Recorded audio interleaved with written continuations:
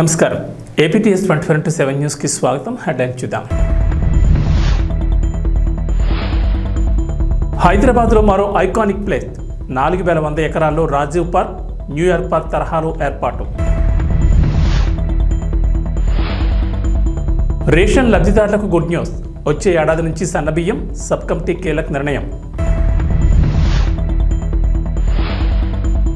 ఆంధ్రప్రదేశ్లో రైతులందరికీ ఉచిత పంటల బీమాపై కీలక నిర్ణయం. భారీ వర్షాలు, వరదలకు కొట్టుకుపోయిన తుంగభద్ర నది డ్యాం గేటు. తెలంగాణలోని రైల్వే ప్రయాణికులకు రైల్వే శాఖ గుడ్ న్యూస్ చెప్పింది. రాష్ట్రంలో మరో రైల్వే లైన్ అందుబాటులోకి రానుంది. పశ్చిమ బెంగాల్లోని అసన్సోల్ నుంచి వరంగల్ వరకు 1316 కిలోమీటర్ల మేర రైల్వే కారిడార్ తలపెట్టిన సంగతి తెలిసిందే. అందులో భాగంగా మల్కాన్గిరి, పాండురంగాపురం మధ్య నూతన రైల్వే మార్గం నిర్మించనున్నట్లు రైల్వే మంత్రి అశ్విని వైష్ణవ్ వెల్లడించారు. ఈ మేరకు శుక్రవారం కేంద్ర కేబినెట్ ఆమోదముద్ర వేసినట్లు ఆయన తెలిపారు. డబుల్ లైన్గా నిర్మించి ఈ ప్రాజెక్టుల అంచనా వ్యయం 7,382 కోట్లుగా కేంద్ర మంత్రి తెలిపారు. దక్షిణాదిలోని థర్మల్ పవర్ ప్లాంట్లకు బొగ్గు సరఫరా చేయడం, జార్ఖండ్, ఒడిశా, తెలంగాణ, ఛత్తీస్గఢ్ రాష్ట్రాల్లోని బొగ్గు గనుల నుంచి రైల్వే మార్గాలను కనెక్ట్ చేయడం ఈ ప్రాజెక్టు ముఖ్య లక్ష్యమని పేర్కొన్నారు. Asansol all the way to Warangal, West Bengal to Asansol. So up north to down south, Asansol all the way to Warangal, Bilaspur, Gondia, Nagpur, Wardha and Warangal. That side one, another one, Asansol, then coming to Rourkela, Junagadh, Jaipur, Malkangiri, Pandurangpuram, Bhadrachalam, all the way down to Warangal. ప్రపంచ సందర్శక నగరాల్లో హైదరాబాద్ ఒకటి. నగరంలో ఇప్పటికే అనేక పర్యాటక స్థలాలున్నాయి. కుతుబ్ షాహీల టీవీకి అద్దం పట్టే చార్మినార్, గోల్కొండ కోట సహా హుస్సేన్ సాగర్, అతి ఎత్తైన అంబేద్కర్ విగ్రహం, ఇలా చెప్పుకుంటూ పోతే చాలా సందర్శన స్థలాలే ఉన్నాయి. కాగా నగరాభివృద్ధిపై స్పెషల్ ఫోకస్ పెట్టిన రేవంత్ ప్రభుత్వం నగరంలో మరో ఐకానిక్ ప్రాజెక్టును పట్టాలెక్కించేందుకు సిద్ధమైంది. అమెరికాలోని న్యూయార్క్ సెంట్రల్ పార్క్ తరహాలో హైదరాబాద్ రాజీవ్ పార్క్ను అభివృద్ధి చేయాలని ముఖ్యమంత్రి రేవంత్ రెడ్డి నిర్ణయించారు. ఇందుకు అనువైన ప్రాంతం, స్థలం కోసం అధికారులు ఇప్పటికే కసరత్తులు మొదలుపెట్టారు. ఈ పార్కును 4100 ఎకరాల్లో అభివృద్ధి చేయాలని ప్రభుత్వం భావిస్తోంది. పార్కు చుట్టూ బిలియనీర్లు, ప్రముఖులు, కార్పొరేట్ ఆఫీసులు ఉండేలా డిజైన్ చేస్తున్నారు.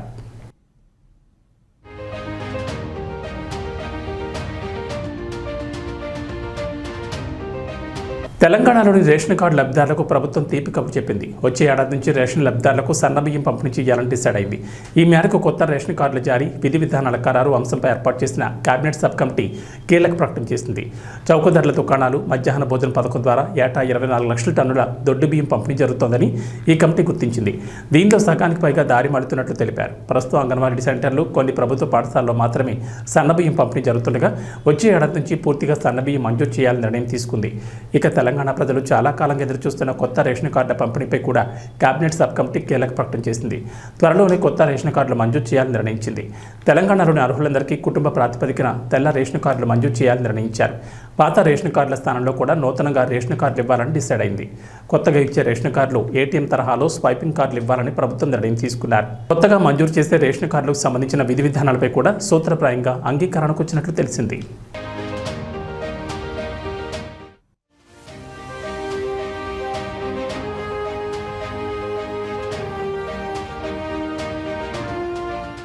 తెలంగాణ ప్రభుత్వంతో కలిసి పనిచేసేందుకు కాలిఫోర్నియాలోని ప్రపంచ ప్రఖ్యాత స్టాన్ఫోర్డ్ యూనివర్సిటీ ముందుకొచ్చింది. అమెరికా పర్యటనలో ఉన్న ముఖ్యమంత్రి రేవంత్ రెడ్డి, ఐటీ మంత్రి శ్రీధర్ బాబు, ఉన్నతాధికారుల బృందం శనివారం స్టాన్ఫోర్డ్ యూనివర్సిటీని సందర్శించింది. స్టాన్ఫోర్డ్ వైస్ సెంటర్ ఫర్ బయోడిజైన్ విభాగంలోని సీనియర్ ప్రతినిధులతో సమావేశమైంది.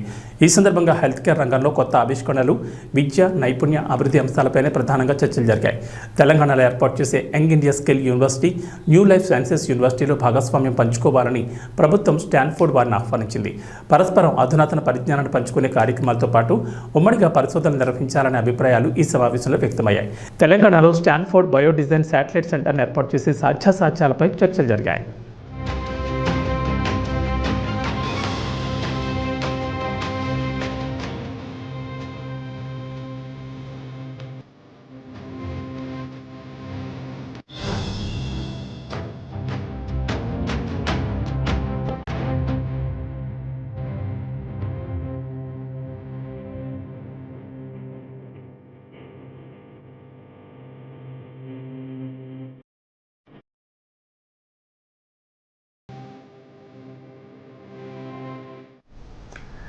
రాష్ట్రంలో అతి త్వరలోనే కొత్త రేషన్ కార్డుల జారీ ప్రక్రియ ప్రారంభం కానున్నట్లు ఇప్పటికే రాష్ట్ర పౌర సరఫరాల శాఖ మంత్రి నాదెండ్ల మనోహర్ చెప్పారు. ఇక కొత్తగా పెళ్లైన జంటలకు మ్యారేజ్ సర్టిఫికెట్ ఆధారంగా రేషన్ కార్డులు జారీ చేయనున్నట్టు తెలిపారు. ఇక గతంలో అధికారంలో వైఎస్ జగన్మోహన్ రెడ్డి నేతృత్వంలోని వైసీపీ ప్రభుత్వం 2019 నుంచి 24 వరకు జారీ చేసిన రేషన్ కార్డులపై జగన్ ఫోటోను ముద్రించి వైసీపీ రంగులు కనిపించింది. అయితే జగన్ బొమ్మ వైసీపీ రంగులు తొలగించి రాష్ట్ర వ్యాప్తంగా కొత్త రేషన్ కార్డులను పంపిణీ చేయాలని ఇప్పటికే ప్రభుత్వం నిర్ణయించింది. ఈ క్రమంలోనే కొత్త రేషన్ కార్డులకు సంబంధించిన డిజైన్లను అధికారులు పరిశీలిస్తున్నారు.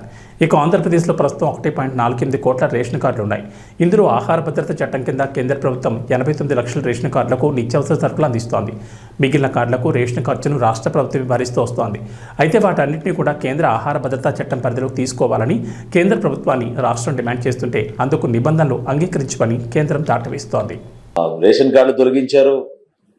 ఎవరైతే అర్హత ఉన్న లబ్ధిదారులు ఉన్నారో వాళ్ళకి ఆ అర్హత కలగకుండా చేశారు. మేము ఆల్రెడీ ఇనిషియేట్ చేసాం, కొత్త రేషన్ కార్డు డిజైన్ చేస్తున్నాం. ఆ కొత్త రేషన్ కార్డు డిజైన్ అవ్వగానే ముందుగా ఎవరైతే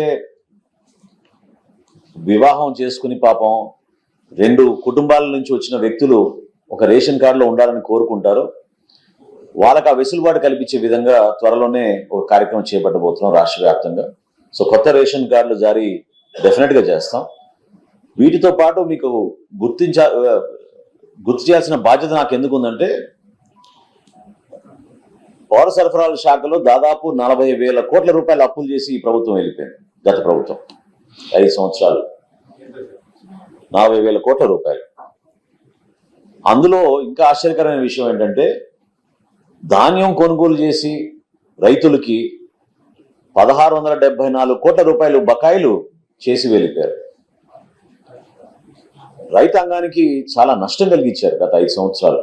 ధాన్యం కొనుగోలు విషయంలో మీ అందరూ తెలిసి ఎన్ని అవకతవకలు జరిగినాయో.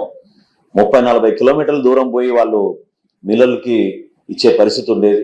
మండలాలు దాటి తీసుకెళ్లే పరిస్థితి ఉండేది. ట్రాన్స్పోర్టేషన్లో చాలా నష్టపోయేవాళ్ళు. కనీసం గన్నీ బ్యాగులు కూడా వాళ్ళు ప్రొవైడ్ చేయలేని పరిస్థితి మనందరం చూసాం. సో ఆ మార్పులను తీసుకొస్తున్నాం. 1,674 కోట్ల రూపాయల్లో ఇంత ఆర్థికమైన కష్టమైన పరిస్థితుల్లో కూడా 1000 కోట్లు ఆల్రెడీ మేము వాళ్ళ ఖాతాల్లో జమ చేసాం మా ప్రభుత్వం వచ్చిన తర్వాత.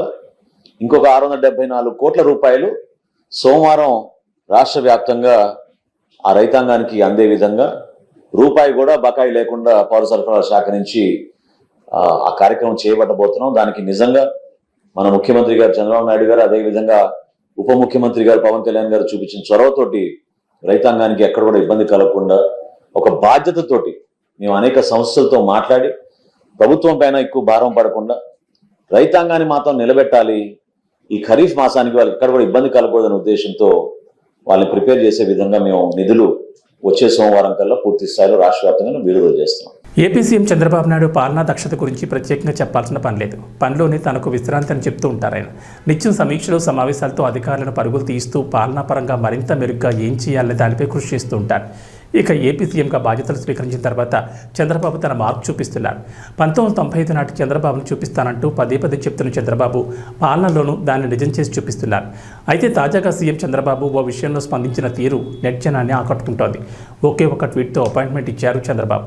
ప్రముఖ సంఘ సేవకురాలు పద్మశ్రీ అవార్డు రహిత అయిన అయితా సునీతా కృష్ణన్ సీఎం చంద్రబాబును కలవాలని భావించారు. అయితే ఆమెకు ముఖ్యమంత్రి అపాయింట్మెంట్ దొరకలేదు. దీంతో ఎక్స్ వేదికగా ట్వీట్ చేశారు సునీతా కృష్ణన్.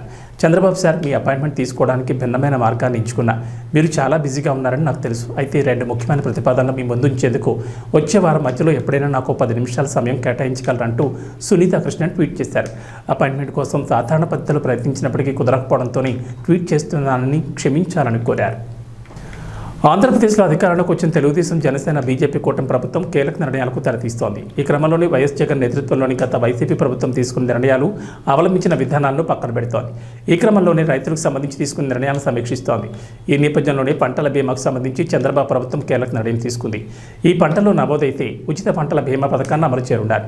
అయితే ప్రస్తుత ఖరీఫ్ సీజన్ వరకు ఈ పంటలో నమోదైన పంటలన్నిటికీ ప్రభుత్వమే ఉచిత పంటల బీమాను కల్పించనుంది.